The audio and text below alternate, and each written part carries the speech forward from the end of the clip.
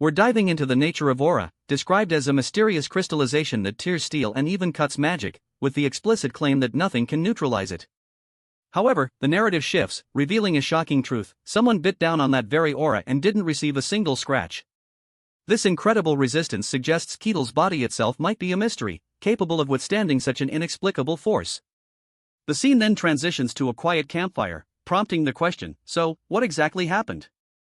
Around the quiet campfire, Aaron continues his chilling tale.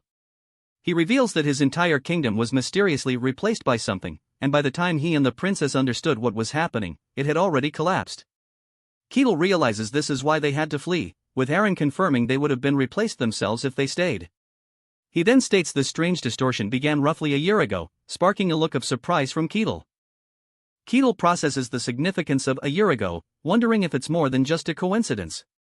He recalls Aqua's warnings about the demon realm affecting the world, the sudden abnormality in dungeon cycles, and numerous malicious beings revealing themselves, all starting around that very same time.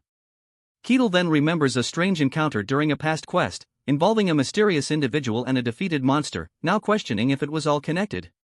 Aaron then adds, "We couldn't figure out where it all began," deepening the mystery. Aaron reveals that he and the princess sensed something amiss, so they requested the court mages and mystics to investigate. Shockingly, none could identify the cause, and they too were replaced. Keel, processing this grim detail, then asks Aaron, "How did you realize any of this?" He explains he can't describe it precisely, but places where the replaced beings gather feel different. Even when they speak and act normally, he says, the sense of wrongness is unbearable, highlighting the unsettling nature of this mysterious distortion. Keel questions if Aaron's realization was just intuition, prompting Aaron to interject, explaining he also found it hard to believe initially. Aaron then offers a specific example from his work managing royal castle servants. He recalls Cassie, a timid girl easily frightened by ghost stories. Aaron would even tease her with scary tales. But at some point, Cassie stopped reacting entirely, her face now blank. Aaron initially thought she'd simply grown up, but reveals the real problem happened afterward. Aaron continues his story, detailing Cassie's job maintaining heavy castle statues. He recalls how she often worried about being crushed by them, and one day, an accident actually happened. A massive statue fell, nearly killing her. But instead of fear, Cassie only expressed concern about punishment. In that moment, Aaron realized the timid girl he knew was gone. The Cassie before him had completely stopped fearing death, yet her overall behavior remained unchanged. Keel processes this unsettling revelation. Aaron's chilling account continues, revealing that while Cassie continued to laugh and talk normally, he could no longer recognize the girl he knew. Her smiling face transformed into something unsettling, confirming his suspicions. After this, Aaron investigated further, testing other castle staff, and discovered most had undergone a similar, disturbing change. Back at the campfire, Keel realizes Eileen's fear of becoming like them drove their escape. He then questions her insistence on heading to the Denian kingdom, asking why not seek protection elsewhere. Eileen cryptically replies that only the king of Denian can make the human declaration, leaving Keel puzzled and asking what that means. Eileen, by the campfire, begins to explain the history behind the human declaration. She reveals that a very long time ago, a man who desired a kingdom solely for humans sought an unknown god. This god granted him a unique power, the ability to distinguish humans from non-humans. With this, the man founded a kingdom, which Keel now understands as the Denian kingdom. Eileen confirms that only Denian royal blood can perform this human declaration, causing Keel to smirk, realizing such a power actually exists. Keel reflects on the world's strangeness, agreeing with Eileen's plan to use the Denian king's unique power to find proof.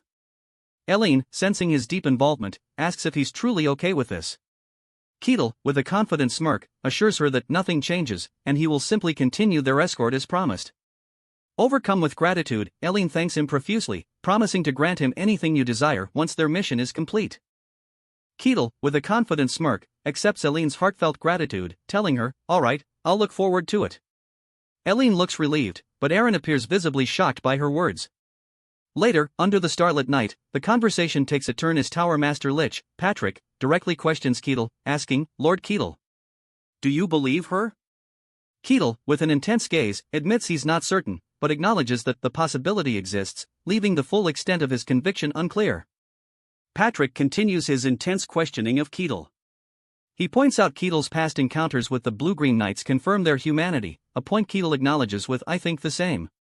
Patrick then gravely warns Keel that he's now made an enemy of an entire nation by getting involved. He stresses that even if Eileen's claims are true, Keel is in immense danger, stating, "They'll try to kill you for knowing this." Patrick directly challenges Keel's motives, asking if he truly accepted this request just to fulfill the contract, hinting at the profound risks Keel is taking. Keel responds to Patrick's intense questioning, acknowledging that fulfilling the contract is only part of it. He then reveals a deeper, more personal motivation, stating with a confident smirk that a story this interesting would simply be a loss to miss out on it. Keel's eyes narrow, conveying a sense of dangerous curiosity. Patrick is utterly bewildered by Keel's seemingly casual attitude towards their predicament, exclaiming, "What are you saying? Barbarian?" He struggles to comprehend Keel's perspective on this whole situation, clearly taken aback by his indifference to the immense risks. Patrick, still bewildered by Keel's nonchalant attitude, stares intently as he struggles to comprehend the situation.